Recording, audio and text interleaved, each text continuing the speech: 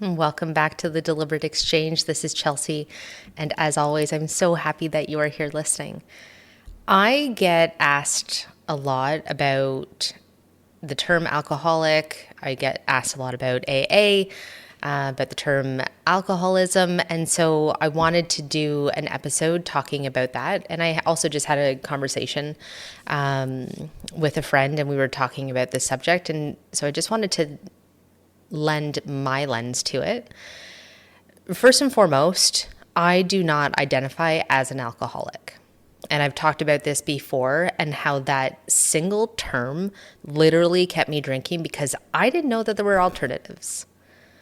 Even just 6.5 years ago, when I was getting sober, going alcohol free, the information wasn't as widely accessible as it is today. And to be perfectly honest, it terrified me. And now knowing what I know of identity, which is Latin for your repeated beingness, I believe that that term can be problematic.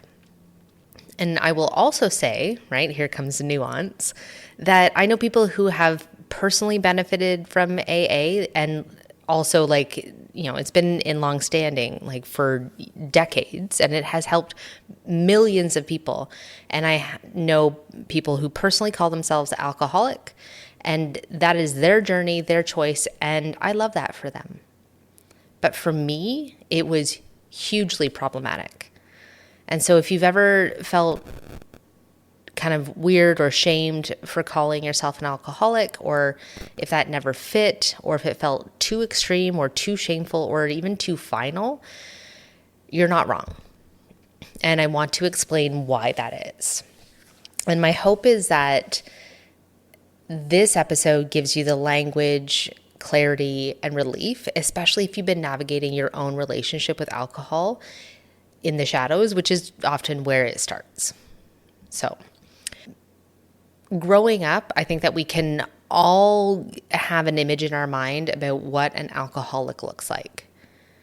It's associated with losing everything. And I believe, based on what I saw modeled in movies and TV shows, that drinking problems came in two different categories. You were either fine or you're an alcoholic. And those were the only two.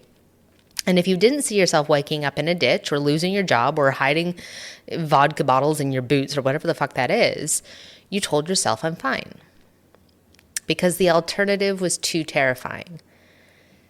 The truth is that most women who struggle with alcohol do not fit the stereotype.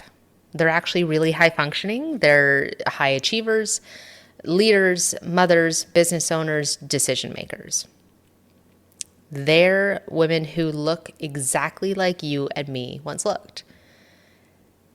The label alcoholic ends up creating a hiding place. There's a bit of a loophole. It's a way for us to say, well, I'm not that, so I must not have a problem. And that single label kept millions of women invisible, including myself. The term alcoholic is actually outdated because it really reduces a very complex human experience to a single identity. And that identity carries stigma, shame, and a sense of permanence that keeps people stuck instead of supported. The term alcoholic was created in an era when we didn't know about trauma or the nervous system or attachment patterns, and we certainly didn't know about coping mechanisms. It frames drinking as a character flaw instead of a stress response or an emotional strategy or a survival pattern. Now, today, we know that alcohol use exists on a spectrum. You're not either fine or an alcoholic. A lot of women and people generally can fall somewhere in the middle, and then they don't get help because they don't identify with the extremes. And the label also locks people into shame. When someone thinks, I'm an alcoholic, the brain hears, this is who I am, this is permanent, this is my identity. And shame makes it harder to change, not easier. And I think that it also negates the why. People don't drink because they are alcoholics. They drink because they're overwhelmed, disconnected, they are stressed, they are lonely, they are dysregulated, they're carrying trauma. And the label ends up hiding the real root, which is a nervous system in survival mode. And I think that it's rooted in really outdated, moralistic, binary models of addiction. Modern research is showing that alcohol dependency is influenced by stress and trauma, our ability to or not regulate our emotions. It's influenced by our environment, our social conditioning, our coping deficiencies. It is not a fixed, defective identity. And I really, truly believe that identity-based labels end up keeping us stuck. If women don't look for support because they're thinking like, what will they think of me? Then that literal label is contributing to isolation. And we really do recover in community. Now, what we know now about alcohol use has obviously changed over the years. The reason alcoholic is outdated is simple. We have evolved. Our understanding of trauma and stress and coping has evolved. Our nervous system science has evolved. We know now that drinking exists on that spectrum, right? It's not fine versus alcoholic, normal drinker versus broken drinker, can handle it versus can't handle it. It's emotional drinking, stress drinking, coping drinking, social survival drinking. It's numbing, patterning, it's a habit, it's neurobiology, our identity, it's trauma responses, and it's nervous system dysregulation. And these patterns can shift because they are learned, which means they can also be unlearned. Now, in my estimation, the real root cause is your nervous system. No one wakes up and thinks, I'd love to numb my life down a little bit, or I would love to have a drinking problem. Like, I didn't say that. I didn't wake up one day with the intent of having a problematic relationship with alcohol, which, by the way, is what I call it. Alcohol ends up becoming a solution way before it becomes a problem. It's a very slippery slope. Like I've seen it countless times, and certainly in myself, that you really don't see it becoming a problem. Because it does soothe, it does soften things, it gives us confidence, it can quiet the noise, it can help us feel a sense of belonging. It makes stress bearable. And then it can also turn off the ache of loneliness and any unmet needs we might have. But the real truth is that people don't drink because they're alcoholics. They drink because their nervous system is in survival mode and alcohol is giving them that temporary relief.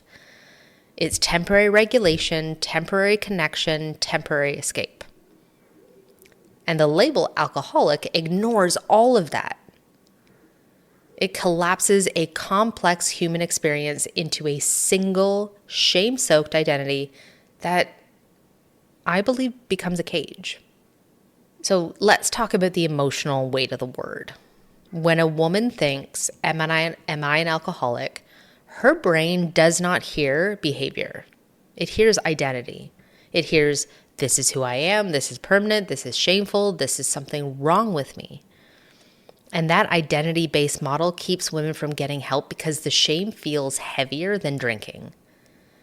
And I have coached so many women who tell me, I didn't want anyone to think I was an alcoholic or that I had a problem with alcohol, so I just kept trying to fix it alone. Now, shame is not a reliable diagnostic tool. It is an indicator that behavior no longer matches who you're becoming. The shame that you might experience from drinking doesn't mean that you're broken. It does mean that the pattern is out of alignment with your deeper truth. I also get a lot of questions about and have had a lot of conversations about if it's hereditary. Like, are we more predisposed to addiction if our family is? right? Like, is it genes versus conditioning versus learned behavior? What makes one person more vulnerable to using alcohol as a coping strategy than another? And I think that that's a much more useful question in this particular conversation. Yes, genetics play a role. Research consistently suggests that I think the statistic was like 40 to 60% of a person's risk for developing an alcohol use disorder is influenced by genetics. But that does not mean that there is an alcoholism gene. Like, you might inherit things like a brain that's more sensitive to dopamine and reward, or differences in how alcohol is actually metabolized in your body. You might inherit things like a tendency toward impulsivity or sensation seeking, or even a heightened stress response, or a predisposition to anxiety or depression, which alcohol can temporarily relieve. All that fancy speak to say that you may inherit a vulnerability, not a destiny. And then there's the part that you grow up with, and absolutely needs to be considered in this conversation.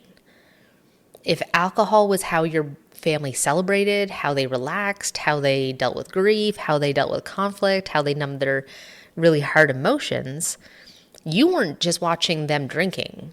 You were literally learning, this is what adults do when life gets hard. And children are really, really amazing at pattern recognition. Long before we understand alcohol intellectually, we're absorbing messages about what it means.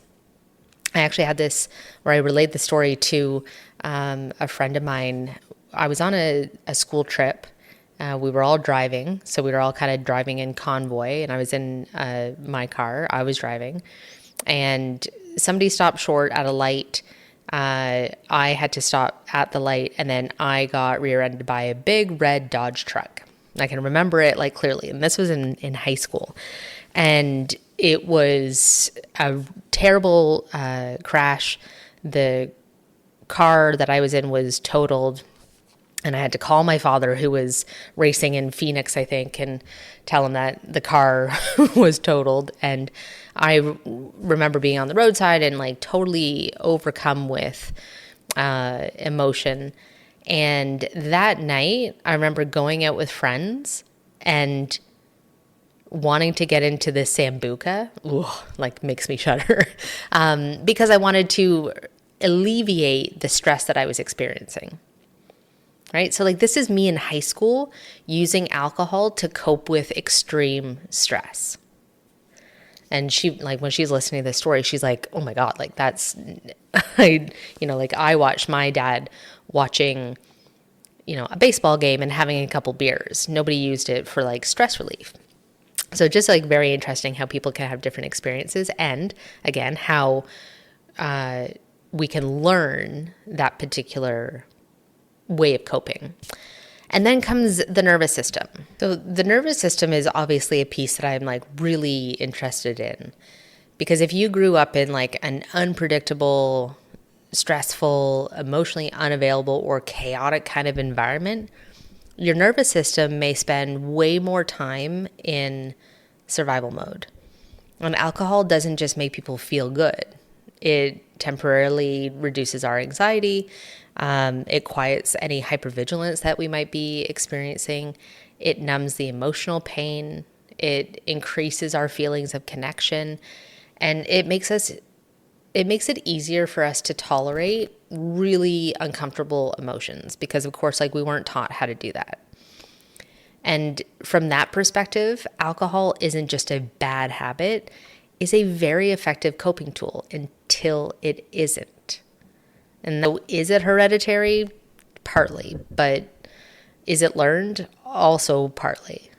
But I'd argue an even better way to think about this is that we can inherit a vulnerability. We can learn patterns, and we can develop coping strategies. But none of those mean that we're destined to struggle forever. right? And that's why I do believe that we need to move beyond labels and this shame and stigma that is so anchored around alcohol specifically, right? Like we can stop asking what's wrong with me and start asking like what happened to me and what has my nervous system learned? And we create room for compassion and curiosity, which creates an avenue to change. Because when and if something has been learned, it can also be unlearned, right? For me, stepping away from the label was the start of everything. It allowed me to look at why I was drinking, like the stress I was experiencing, the loneliness that I felt, the need to escape, my perfectionism, my trauma responses, the lack of emotional tools that I had. Alcohol wasn't the problem. It was the coping mechanism that I was using because I didn't yet have better ones. When I removed the label, I removed the shame. When I removed the shame, I could finally change. And once I changed, the ripple effect touched every single part of my life. So what do I think that it takes to like actually quit drinking? Radical honesty. You don't have to call yourself an alcoholic, but you do have to tell the truth about your relationship with alcohol, right? Instead of I'm an alcoholic, we look at what need is it meeting in you or for you? What pattern is it tied to? What stress response is driving it? What's happening in your body before you have the craving? What are you trying to soothe or silence or like push down so you don't have to deal with it? What would your life look like without alcohol? And who are you becoming without it? Like that is empowered sobriety. It is trauma-informed sobriety and embodied sobriety. I also think that to quit drinking, you need community. You need language that resonates, right? So the quote-unquote clinical term for instead of alcoholic is alcohol use disorder. I like to say that I have a problematic or had a problematic relationship with alcohol. I sometimes say alcohol free. Sometimes I say sober, but like that also feels funny because I do still consume coffee, which is a mind altering substance. And every once in a while I do consume cannabis, which is also a mind altering substance, right? So I'm careful with the term sober. I also think that you need, like, to quit drinking, you really need to understand how you're using it, right? Are you using it to suppress, to numb, to amplify your energy, right? Like when you're feeling like really tired from work and everybody's going out, you're like, okay, like I'll just get like a shot going and I'll feel better, or give me a drink and like I'll get my second wind. Sometimes it's used to suppress energy, right? Like you don't know how to come down because you weren't taught to breathe or tap or, do any kind of somatics. So you need to kind of bring your energy down. And alcohol you probably learned that was a really effective way of doing that temporarily. Understanding if you're using it to deal with boredom, like those are just a few things. And then once you understand how you're using it, you can create solutions for that. And the foundation on all of that is your physiological needs. What you're putting into your body, how much you're moving, how well you're dealing with stress, if you're sleeping at night, all of those bake into how capable you're going to be in quitting drinking. So what do I think it really takes to change your relationship with alcohol? It doesn't start with calling yourself an alcoholic. As I said before, it starts with that radical honesty. It takes community so you can see yourself reflected in others. It takes new ways of building new ways of meeting those same needs, and also takes support in the body. If you are like chronically sleep deprived, underfueled, If you're stressed, lonely, disconnected, dehydrated, and running on cortisol all day long, your brain is going to reach for the fastest source of relief it knows. Your physiology matters, your nervous system matters, your environment matters. None of those things excuse your drinking, but they do help to explain it. And when we understand something, we can stop fighting ourselves and start working with ourselves. And that is what I know and where I believe true and lasting change happens. And if there is one thing I hope you take away from this episode, is that you do not have to earn the right to change by first accepting a label that doesn't feel true for you. You also don't have to hit rock bottom. A lot of sober influencers like to talk about that. Very true. You do not have to lose everything. You do not have to prove that your drinking has become bad enough. You only have to be honest enough to ask, is alcohol helping me become who I want to be? If the answer is no, that is enough. Because this was never about whether you fit into someone else's definition of an alcoholic. It's about whether your relationship with alcohol is aligned with the life that you are trying to build and that you say that you want. If it isn't, you're not broken. It makes you completely human. And the beautiful thing about being human is that we can learn and we can heal and we can unlearn, and then we can choose again.